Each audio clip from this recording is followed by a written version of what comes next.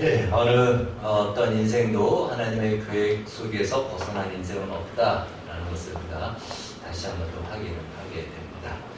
이제 말씀을 함께 나누도록 하겠습니다. 제가 몇몇 시 한 소절씩을 읽겠습니다. 그 시 안에 사용된 문학적 기법이 무엇인지 한번 과거에 배웠던 그 기억을 되살려서 한번 맞추어 보시기 바라겠습니다. 김영랑 시인의 모란이 피기까지의 한 소절입니다. 나는 아직 기다리고 있을 테요.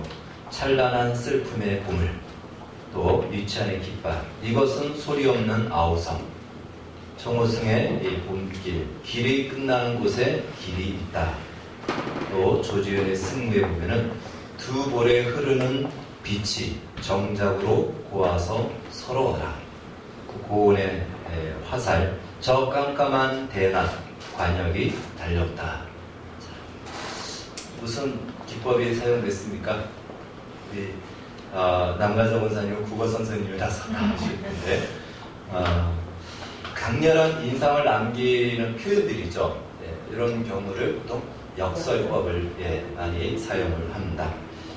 이 역설법은요, 논리적으로 맞지 않는 단어를 조합해서 더 강한 그 의미를 뿜어내고 알리고 나타내는 기법입니다. 그래서 오히려 맞지 않은데 오히려 그것이 더 기억에 오래 인상에 남는 것입니다. 오늘 저도 이 제목을요, 최고의 역설이다, 불행한 성도, 역설 한번 제목을 지어봤습니다. 제가 좀 문학적인 그 소질이 있는 것 같습니다. 자, 여러분, 성도라는 말은 문자적 의미로는요, 거룩한 무리, 거룩한 백성이라는 뜻입니다. 성경적 정의로 본다면 시편 16편 3절에 보면은 땅에 있는 성도들은 존귀한 자들이니 나의 모든 즐거움이 그들에게 있도다. 즉 존귀한 자, 하나님의 즐거움을 가지고 있는 자, 그가 누구다? 성도라는 것입니다. 그래서 성도라는 이 호칭은 가장 영광스럽고 존귀한 그 호칭이고 이름인 것입니다. 그런데 그 이름 앞에 불행이라는 수식어가 맞을까요? 맞지 않죠. 그래서 최고의 역설이다, 제가 이렇게 제목을 정했습니다. 불행한 성도, 말이 맞지 않습니다. 어디에 강조가 있는지 한번 생각해 볼 수가 있겠죠.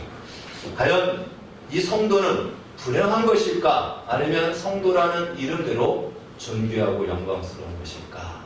생각하게 되는 것이죠. 오늘 본문에 나오는 우리가 읽은 이 롯에게 별칭을 붙여준다면 이거 외에 다른 이름을 여기다 붙일 수 없을 것 같습니다. 아브라함의 조카로서 갈대아 우르에서부터 아브라함과 함께 생과 사를 같이 하여 가나안 땅까지 죽을 고비를 넘기면서 왔던 롯이었는데 불구하고 어쩌다가 그의 이름이 불행한 성도, 불명예스러운 이러한 이름을 얻게 되었을까? 과연 롯이 불행했다면 무엇이 롯이 불행하다라고 할 수 있을까요? 무엇 때문에 롯이 불행할까요? 거기에 반해 오늘 나는 어떤 성도인지, 그리고 어떤 성도로 앞으로 살아야 되는지 오늘 본문을 통해서 우리 각자에게 적용하면서 살펴보도록 하겠습니다. 롯은요, 아마도 처음에는 소돔 근처에서 살았습니다. 이 양을 목축하기 때문에 소돔성 안으로 들어가지 않았지만 점점 소돔성 안으로 들어가며 살게 되었던 것입니다. 이 북쪽의 연합군이 침략을 해서 우리 창세기 14장에서 살펴봤죠. 잡혀갔던 이 롯을 아브라함이 극적으로 그를 구출해냅니다. 그럼에도 불구하고 죽을 고비를 넘겼음에도 불구하고 롯은 여전히 소돔성에 살겠다고 하는 것입니다. 롯의 입장에서는 황량한 들판 안에서 떠돌아 사는 것보다는 화려한 문명을 자랑하는 그 소돔성에서 사는 것이 젊은 롯으로서는 더 매력적으로 보였던 것이죠. 이 소돔성과 오늘 심판받은 성은 5개 성입니다. 성경에 나오는 그 모두가 아마 그러한 성이었던 것 같습니다. 요단강을 근처로 두고 있다 보니까 아무래도 옛날에는 이 강 주변이 문명이 발달하지 않았습니까? 그래서 오늘날 신도시 같은 그런 도시들이 화려하게 만들어진 것 같습니다. 롯은 아마 그 화려한 도시를 보면서 나름 젊은이로서의 꿈을, 포부를 갖고 한번 저 땅에, 저 성에 들어가서 내가 한번 성공해 보겠다라는 꿈을 갖고 아마 소돔으로 들어갔을 것입니다. 그리고 성경을 보니까 일정한 부분 어느 정도 그 성공을 이루었다라고 볼 수 있는 그 모습도 성경에 기록되어 있습니다. 오늘 1절을 보면요, 롯이 소돔 성문에 앉아 있었다라고 합니다. 그 당시에 성문이라는 것은요, 재판하는 자리입니다. 많은 사람들이 모여서 어떤 중요한 일을 결정할 때 그 바로 성문에 앉은 사람이 그것을 주관하는 사람입니다. 그러니까 롯이 어느덧 이 소돔성에서 그 재판을 하고 혹은 회집을 해서 그것을 주관하는 그런 지도자의 반열에 올라왔다는 것입니다. 그러니까 나름대로 꿈을 꿨던 그 성공을 이루었다라고 볼 수 있겠죠.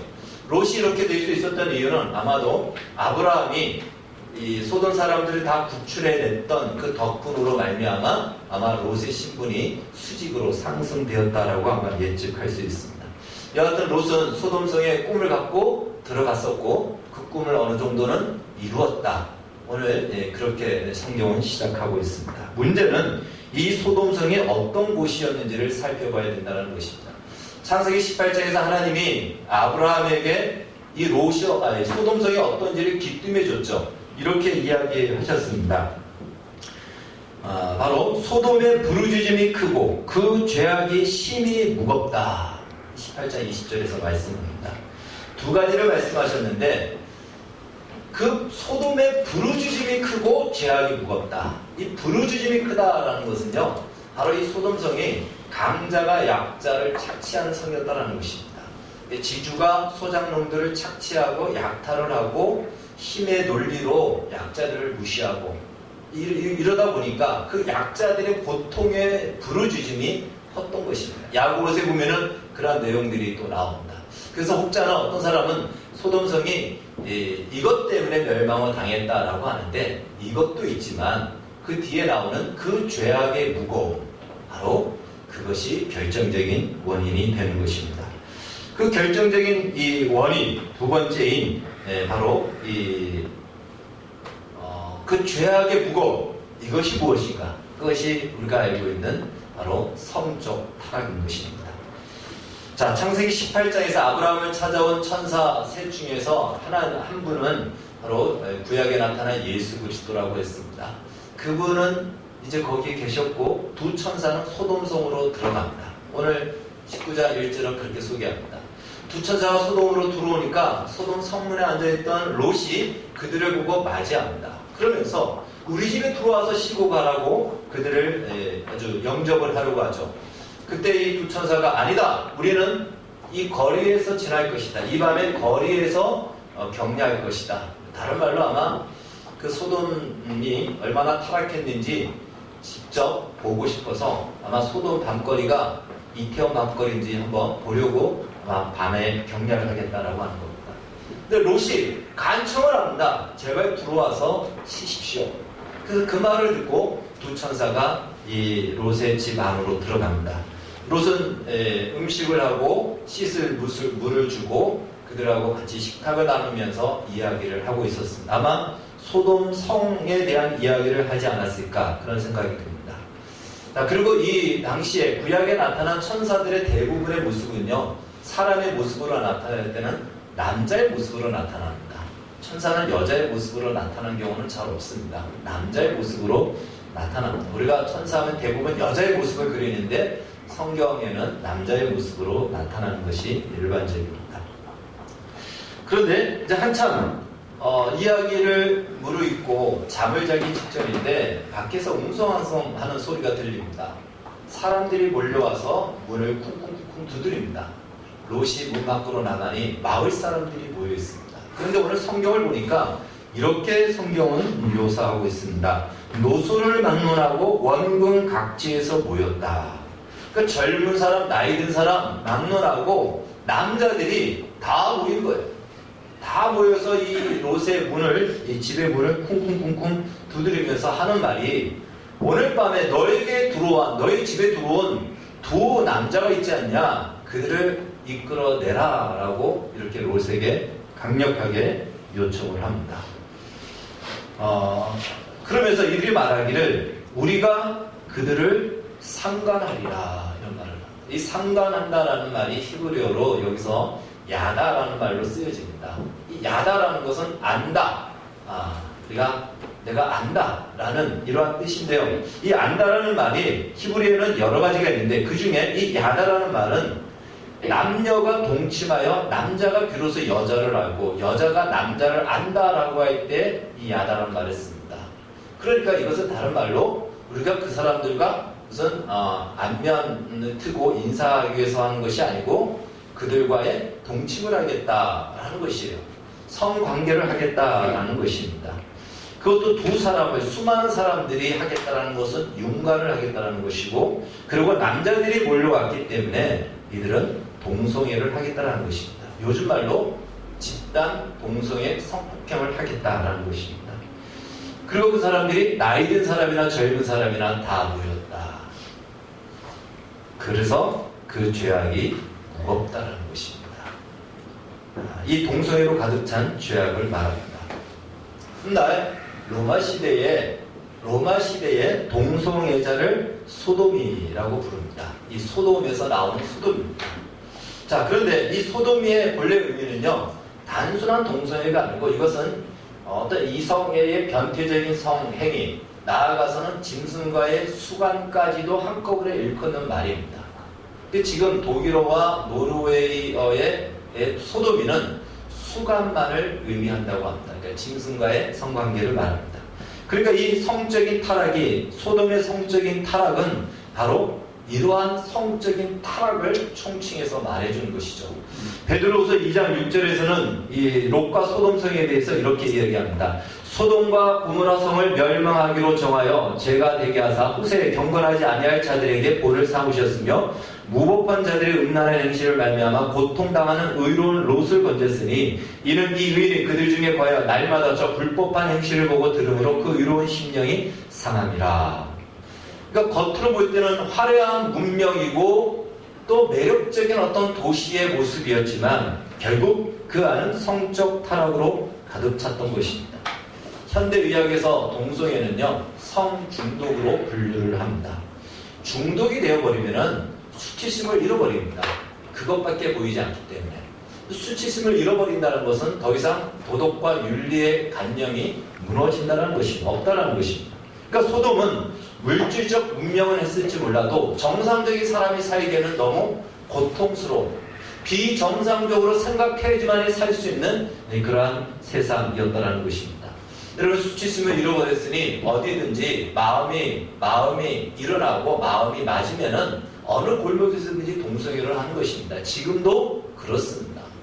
지금도 동성애의 특별히 게이들은 어디서든지 남자들끼리니까 화장실에서도 얼마든지 지금도 많이 일어나고 있다는 것입니다. 어디서든 동성애를 하고 수간을 하는 행위가 빈번했던 것입니다. 여러분, 날마다 그것을 다리다가 보던가 그런 이야기를 듣다 보면은 마음이 어떻게 될까요? 상하게 되죠. 정말 힘들게 되죠. 역겨워지고 토할 수밖에 없습니다. 여러분, 한번 생각해 보십시오. 예를 들어서 우리가 불륜 이야기 드라마에도 많이 나오는데 한번 처음에 들을 때는 약간 스릴도 느껴집니다. 재미도 있고 스릴도 느껴지는데 맨날 그런 얘기만 듣는다면 이 마음이 힘들어요. 그걸 받아들이기가 너무 어렵습니다. 왜요? 하나님은 우리를 그렇게 만들지 않았기 때문에 정상적이지 않은 것을 우리가 계속 받아들이면 우리가 비정상이 되어야 됩니다. 그래서 그것을 날마다 보면요, 나중에는 수치심을 잃어버리고 도덕적 관념이 무너지고 날마다 듣다 보면은 그 심령이 무너져서 결국 토하게 되고 역겨워질 수밖에 없고 심령이 상하는 것입니다. 자, 그런 세상에서 자녀를 올바르게 키울 수 있을까요? 오늘 우리가 우려하는 것 중에 하나가 지금은 학교에서도 동성애를 정상인 것처럼 가르친다는 것이에요. 그걸 아이들이 의무적으로 배워야 된다는 것입니다. 그것이 가장 우려되는 것이죠. 그런 자녀들이 어떤 기준을 가지고 어떻게 자라갈 수 있겠습니까? 자, 이 롯의 자녀들도 마찬가지입니다. 나중에 이제 피신을 합니다. 산으로 도망을 가요. 아버지 롯과 두 딸이 도망을 갔는데 그 두 딸이 하는 행동을 보니까 기가 막히죠. 이제 우리가 어떻게 우리 자손을 낳을 수 없으니까 우리 아버지를 통해서 자손을 낳아야 되겠다 해서는 아버지에게 술을 마셔서 술을 취하게 한 다음에 첫날은 큰딸이, 그 다음 날은 둘째 딸이 들어와서 아버지와 동침을 해서 아기를 갖고 그 임신을 하고 자녀를 낳습니다. 여러분, 이게 정상적이지 않죠? 이런 일이 일어난다는 것입니다. 그래서 그들이 그 태어난 그들은 롯에게 있어서는 손자입니까? 아들입니까? 이 괴물 같은 이런 일들이 일어난다는 것이죠. 그리고 그들은 나중에 하나님의 선민인 이스라엘을 끊임없이 괴롭히는 모압 족속과 암몬 족속의 조상이 되어버립니다. 이러한 두 딸이 그들이 생각할 수 있는 것은 그러한 기준밖에 가질 수 없는 것이에요. 그런데 이것은 이들만이 아니고 롯도 만만치 않습니다. 다시 우리 본문으로 돌아오면요, 마을 사람들이 와가지고는 두 천사를 내놓으라는 거예요. 우리는 필요 없다, 내놓으라니까 롯이 뭐라고 이야기하냐면 7절에 보니까 이렇게 얘기하죠. 내 형제들아, 이런 악을 행하지 말라. 내게 남자를 가까이 하지 아니한 두 딸이 있노라. 청하노니 내가 그들을 너희에게로 이끌어내리니 너희 눈에 좋을 대로 그들에게 행하고 이 사람들은 내 집에 들어왔은즉 이 사람들은 아무 일도 저지르지 말라. 롯이 해결책이라고 내놓은 것이 무엇입니까? 이 두 딸은요, 결혼을 앞두고 있는 예비 사이까지 있습니다. 예비 사이까지 있는 두 딸을 내놓으면서 이 두 딸을 너희 마음대로 윤곽을 하든 뭘 하든 마음대로 하라. 그렇게 하라는 거예요. 그 두 딸을 내놓으면서 내 집에 들어온 손님은 건드리지 말고 이 딸들은, 내 딸들은 너희 마음대로 하라. 이것이 롯의 생각인 것이죠. 여러분, 그 남편의 그 아내를 우리가 뭐라고 얘기하죠? 부창부수. 그 아버지의 그 아들 부전자전, 그 아버지의 그 딸 부전여전. 이 롯과 두 딸이 바로 부전여전의 아주 전형적인 그러한 모델이라고 볼 수가 있습니다. 롯의 이 말도 안 되는 거래를 마을 사람들이 받지 않습니다. 이 동성애는 중독이라고 했기 때문에요, 이 두 딸, 여자는 보이지 않는 것이에요. 그래서 그냥 밀치고 두 남자만 달라고, 두 남자를 내보내라고 이들이 이제는 막 폭력적으로 변하기 시작합니다. 그래서 안에 있던 두 천사가 빨리 롯을 데리러 들어오고는 문을 잠그고는 이제 능력으로, 하나님의 능력이죠, 그들의 눈을 어둡게 하여 문을 찾지 못하게 한 뒤에 본래 이 소돔에 왔던 목적을 이제 실행합니다. 롯에게 이렇게 얘기합니다. 내 집에 누가 있느냐, 빨리 도망가라. 하나님이 이 소돔성을 유황불로 심판하기로 작정했다. 시간이 없다. 이제 심판할 것이다. 빨리 도망가라 라고 가르쳐줍니다. 그러면서 도망갈 때는 뒤를 돌아보지 말고 앞만 보고 가라 라고 이야기를 해줍니다.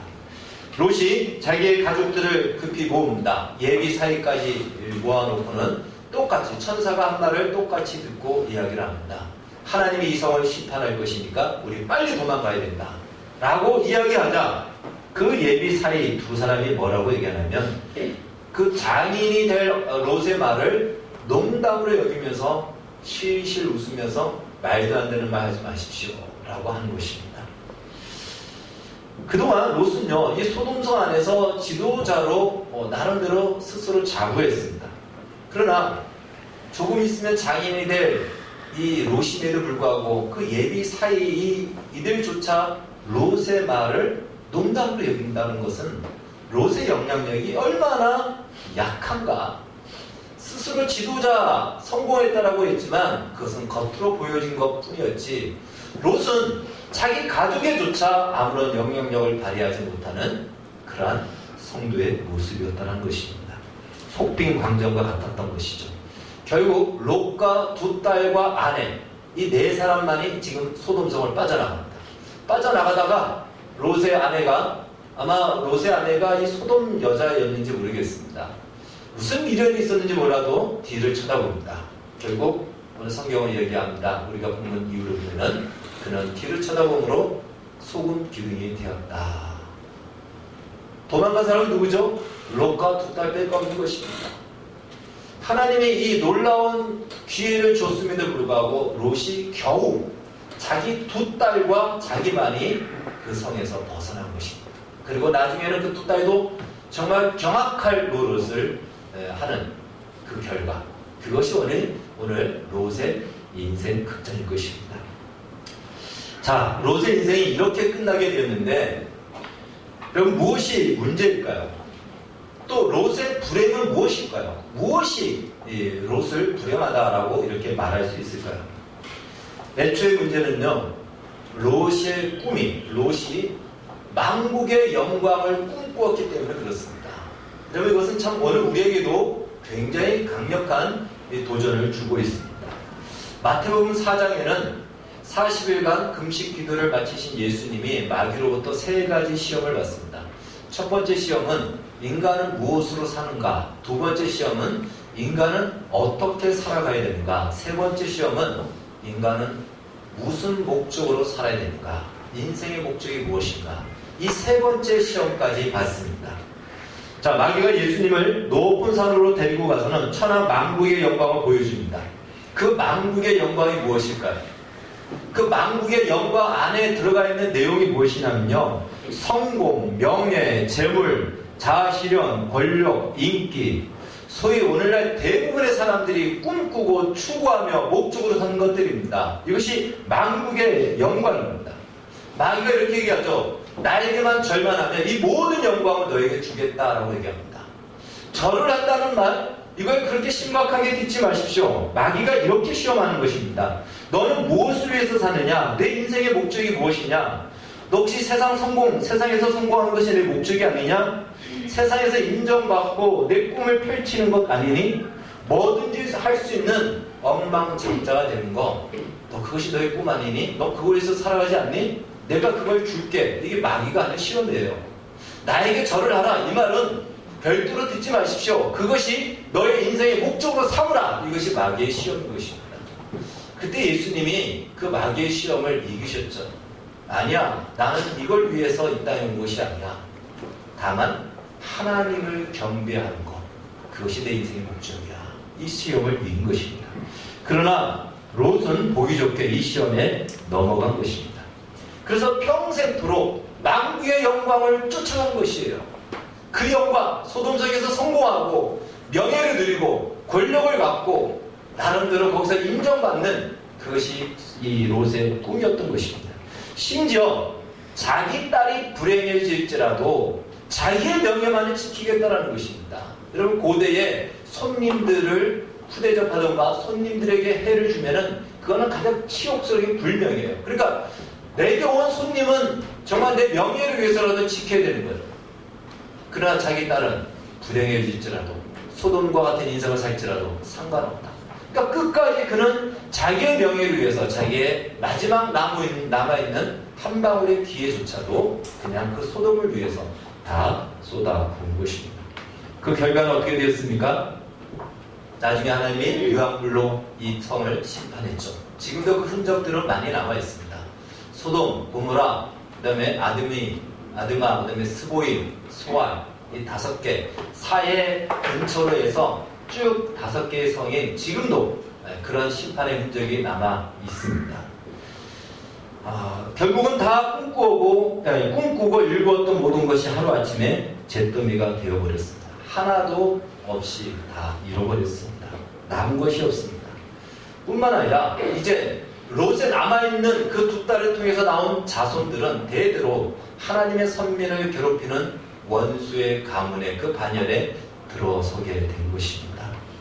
소돔 땅에서 영향력은 고사하고 겨우 자기 혼자 살았습니다. 성경은 이렇게 겨우 산 그 인생을 구원받은 것을 이렇게 고린도전서 3장 15절에서 이렇게 얘기합니다. 불 가운데서 얻은 구원, 이것이 롯의 인생 보고서, 인생 리포트입니다. 정리하면 롯의 인생 보고서가 이렇게 쓰여지게 된 것은 시작 자체가 잘못되었기 때문에 그렇습니다. 만국의 영광을 쫓아간 인생의 결론이고 결과인 것입니다. 롯뿐만이 아닙니다. 오늘 우리도 만국의 영광을 쫓아간다면 우리의 인생 보고서는 이렇게 쓰여질 수밖에 없습니다.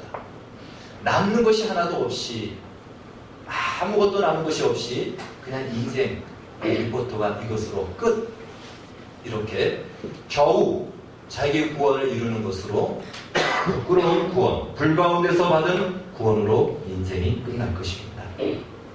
지난주에 우리가 살펴봤듯이 하나님은 그러한 소돔, 아무것도 없이 다 무너지고 죄악으로 무거워져 있는 그 땅, 그 소돔 땅 안에, 그 땅이 아니야, 그런 모습이 아니야, 하나님의 의와 공의로 가득 채워지는 하나님의 나라를 세우기 위해 아브라함을 부르셨고, 오늘 여러분과 저를 부르셨고, 그래서 하나님의 의와 공의로 가득 찬 하나님의 마스터plan, 그 나라를 지금도 세워가신다는 것입니다.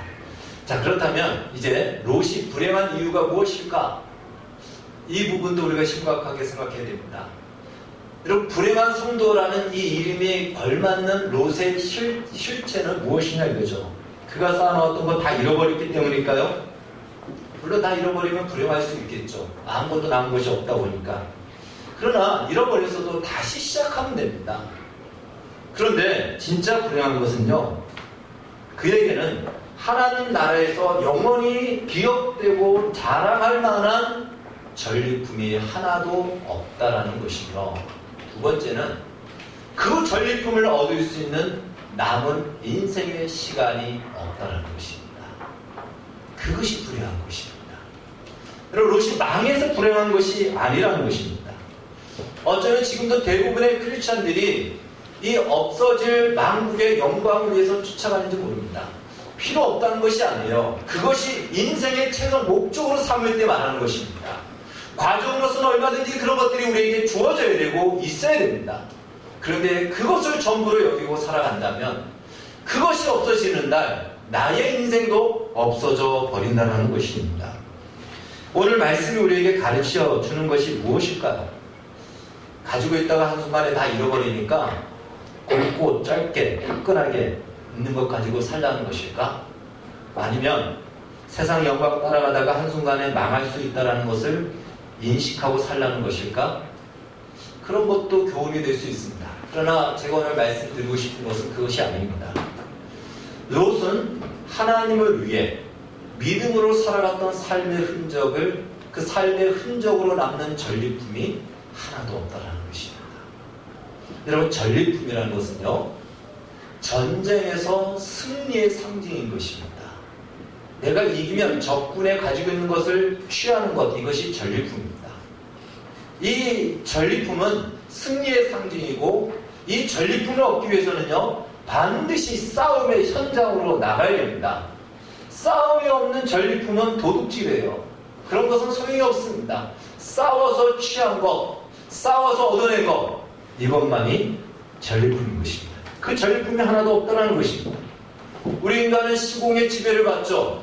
롯은 그 전리품이 없을 뿐더러 이제부터라도 얻으면 좋은데 그에게 남아있는 인생은 없다는 거예요.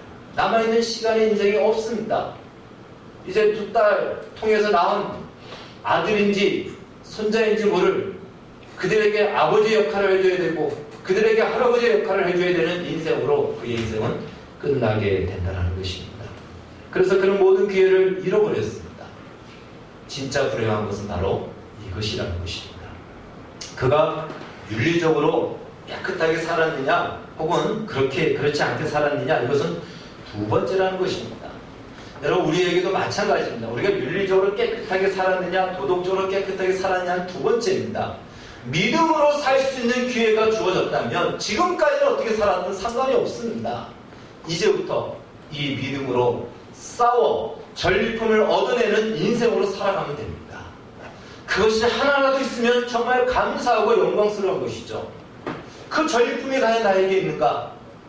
없다면, 그 시간이 나에게 주어졌다면 감사함으로 받고 우리는 이 전리품, 영원히 기억되고 자랑할 만한 이 전리품을 얻어야 될 것입니다. 그 전리품이 무엇일까요? 어떤 전리품은요, 눈에 보이기도 하고요. 어떤 전리품은 눈에 보이지 않습니다. 눈에 보이는 전리품은요, 바로 하나님이 베풀어 주시는 기적 같은 사건과 역사들을 말합니다. 여러분, 우리 중에 믿음으로 살고자 주님 앞에 작정하고 결단하여 살아가다 보면 어려운 일들이 옵니다. 근데 그때 굴하지 않고 견디고 참다 보면 하나님이 눈에 보이는 승리의 증거들을 보여주십니다. 그래서 그동안 풀리지 않았던 삶의 문제가 풀어집니다. 안 되던 사업이 열리기도 하고요. 사람들이 나를 찾아오기도 하고요. 정말 갑자기 생각지 못했던 돈이 들어오기도 하고요. 건강이 나아지기도 하고 하늘의 별 따기 같은 취업이 이루어지기도 하고 눈에 보이는 전리품을 하나님이 주신다는 것이에요. 믿음으로 지키고 싸워내면 그러한 결과를 얻어낼 수 있습니다.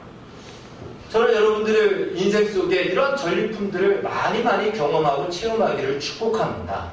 아멘이십니까? 네. 그런데 여러분, 이 전리품, 눈에 보이는 전리품은 일시적입니다. 우리가 이 땅에 살아가면서 필요한 것으로 하나님이 주시기 때문에 그렇습니다. 정말 우리에게 영원한 전리품은 눈에 보이지 않는 전리품이라는 것입니다. 예를 들어서 용서할 수 없는 사람을 용서하는 것은 너무나도 힘들고 아픕니다. 정말 어렵습니다. 그러나 내가 용서해주면 용서받은 사람은 이제 발 뻗고 자죠. 그러나 그때부터 나는 그 용서함으로 말미암아 더 이상 미워할 수 없고 더 이상 복수의 다짐을 할 수 없는 그 마음을 혼자서 감당해야 되기 때문에 뼈를 깎는 아픔을 삼켜야 됩니다. 그러나 용서할 때 우리는 비로소 하나님이 우리를 용서한 용서가 무엇인지를 알게 되는 것입니다. 그리고 그 마음을 알게 되고 어느새 나는 성경이 말하는 관용의 사람이 되어간다는 것입니다. 그리고 세상에서는 가만히 참고 있으면 뭐로 보죠? 가만히 참고 있으면 가만히로 봅니다. 그래서 막 무시합니다. 그래서 절대 참지 말라고 가르치죠. 물론 그 자리에서는 참지만 보이지 않게 훗날을 기약하며 복수를 다짐하게 가르칩니다.